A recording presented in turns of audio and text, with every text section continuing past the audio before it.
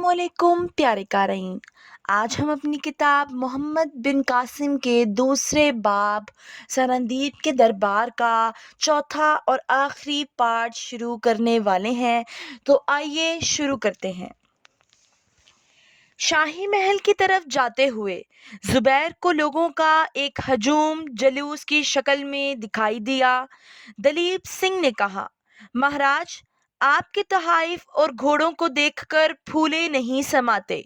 इनके हुक्म से घोड़ों का जुलूस निकाला गया। घोड़ों की लगाम थाम कर बाजार में चलने की इज्जत इन लोगों के हिस्से में आई है जो हमारी रियासत के सबसे बड़े सरदार हैं। अगर इन्हें अब्बुल हसन की मौत का गम ना होता तो शायद खुद भी इस जुलूस में शिरकत करते।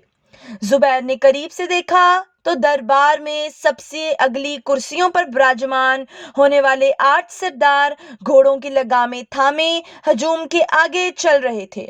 घोड़ों पर जो 2 शाले डाले गए थे वो बेशकीमत मोतियों से मरसा थे। राजकुमार ने मुस्कुराते हुए जुबैर की तरफ देखा और कहा, क्या आपके मुल्क में भी घोड़ों की ये इज्जत होती है? जुबैर ने जवाब दिया, नहीं, हम ज्यादातर इनके चारे और पानी की फिक्र किया करते हैं।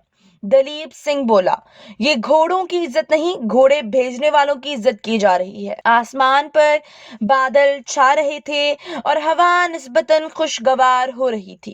राजा महल की दूसरी मंजिल पर एक दरीचे के सामने बैठा समंदर की तरफ देख रहा था। जुबैर और इसके साथियों के कदमों की चाप सुनकर इसने पीछे मुड़कर देखा और उठकर जुबैर के साथ मुसाफिहा करने के बाद खालिद की तरफ मुतवज्जा हुआ। बेटा, मुझे तुम्हारे बाप की मौत का बहुत दुख है।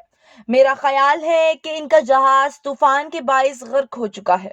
लेकिन अगर यह साबित हो गया कि रास्ते में किसी ने हमला करके उनका जहाज गर्क कर दिया है तो मैं इसकी सरकोबी के लिए अपने तमाम हाथी और सारे जहाज बसरा के हाकिम के सपुर्द कर दूंगा। राजा सामने कुर्सियों की तरफ इशारा करके बैठ गया। जुबैर और खालिद भी बैठ गए, लेकिन दलीप सिंह खड़ा रहा। राजा ने दलीप सिंह की तरफ देखकर कहा, बैठ जाओ, तुमने बहुत बड़ा काम किया है। कल से तुम हमारे दरबार में तमाम सरदारों से आगे राजकुमार के पास बैठा करोगे। दलीप सिंह आगे बढ़कर राजा के पांव छूने के बाद कुर्सी पर बैठ गया और राजा जुबैर से मुखातिब हुआ, मैं बसरा के हाकिम की मर्जी के खिलाफ कुछ नहीं कर सकता, लेकिन अगर आप अरब बच्चों को लावारिस समझकर यहाँ से ले जाना चाहते हैं तो मुझे बहुत अफसोस होगा। मैं इन्हें अपने बच्चे समझता हूँ। अगर वो यहाँ रहें तो इनकी हर ज़रूरत हमारे शाही खजाने से पूरी होगी। आप इनसे पूछ लें, अगर इन्हें यहाँ कोई तकलीफ हो तो बेशक इन्हें अपने साथ ले जाएं। जुबैर ने जवाब दिया, इन्हें यहाँ कोई शिकायत नहीं और मैं अपनी हुकूमत और तमाम अरबों की तरफ से आपका शुक्रिया अदा करता हूँ। लेकिन हम ये नहीं चाहते कि हमारी कौम के यतीम बच्चे अपने मुल्क से इस कदर दूर रहें। इनकी बेहतर तालीम और तरबियत वहीं पर हो सकती है। इसके बाद अगर वो पसंद करें तो इन्हें यहाँ भेज दिया जाएगा। राजा ने पूछा, आप सबको ले जाना चाहते हैं? नहीं, तलहा और चंद ताजिर यहीं रहेंगे। लेकिन खालिद और इसकी बहन भी तो यहीं रहेंगी ना? नहीं, ये भी मेरे साथ जाएंगे। राजकुमार ने मगमूम लहजे में कहा, नहीं, इन्हें हम नहीं जाने देंगे। खालिद को मैं अपना भाई बना चुका हूँ और नाहीद मेरी बहन है। पिछले कमरे के पर्दे की आड़ से एक निस्वानी आवाज आई और 14-15 बरस की एक लड़की राजा के सामने आ खड़ी हुई। इसका रंग राजकुमार की तरह सांवला था, लेकिन चेहरे के नकूश इसकी निस्बत तीखे, आंखें खूबसूरत और चमकदार थीं। इसने खालिद की तरफ देखा और कहा, भैया, तुम्हें माता जी बुलाती हैं। खालिद उठकर दूसरे कमरे में चला गया और लड़की ने चलते चलते राजा की तरफ देखा और कहा, पिताजी, आप इनकी बातें ना सुने। राजा ने जुबैर की तरफ देखकर कहा, देखा आपने? जुबैर ने कहा, बहुत अच्छा, मैं इनकी मर्जी पर छोड़ता हूँ। खालिद थोड़ी देर बाद सर झुकाए वापस आकर अपनी जगह पर बैठ गया। राजा ने पूछा, बेटा, उन्होंने ये फैसला तुम पर छोड़ दिया है, अब तुम बताओ, तुम यहाँ रहना चाहते हो या नहीं? खालिद ने जवाब दिया, آپ کے ہم پر بہت احسانات ہیں۔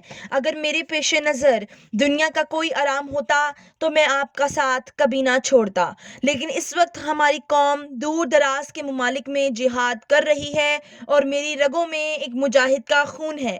میں نے سنا ہے کہ موجودہ وقت کی ضرورت کا احساس کرتے ہوئے مجھ سے کم عمر کے لڑکے بھی جہاد پر جا رہے ہیں۔ میں اس سعادت سے محروم نہیں رہنا چاہتا۔ راجا کچھ دیر سر جھکا کر سوچنے کے بعد بولا، بیٹا، تم ابو الحسن کے بیٹے ہو۔ اگر تم ارادہ کر چکے ہو تو مجھے یقین ہے کہ تمہیں دنیا کی کوئی طاقت نہیں روک سکتی۔ خوش نصیب ہے وہ قوم جس کی مائیں تمہارے جیسے بچے جنتی ہیں۔ خالد نے کہا، میں چاہتا ہوں کہ آپ مجھے خوشی سے اجازت دیں۔ راجا نے جواب دیا، ابو الحسن کے بیٹے کی خوشی میری ناراضگی کا باعث نہیں ہو سکتی۔ تو لیجیے قارئین، آپ کا اور ہمارا آج کی قسط کا سفر یہیں پر اختتام پذیر ہوتا ہے۔ خدا کے کرم و نوازش سے ہم دوسرا باب ختم کر چکے ہیں، تو تیسرا باب ہم آنے والی نئی اقساط میں شائع کریں گے۔ تو کہانی کے ساتھ جڑے رہنے کے لیے ہمارے چینل کو لائک، سبسکرائب اور شیئر کرنا مت بھولیے۔ نوٹیفیکیشنز کے لیے بیل آئیکن کو بھی دبائیے۔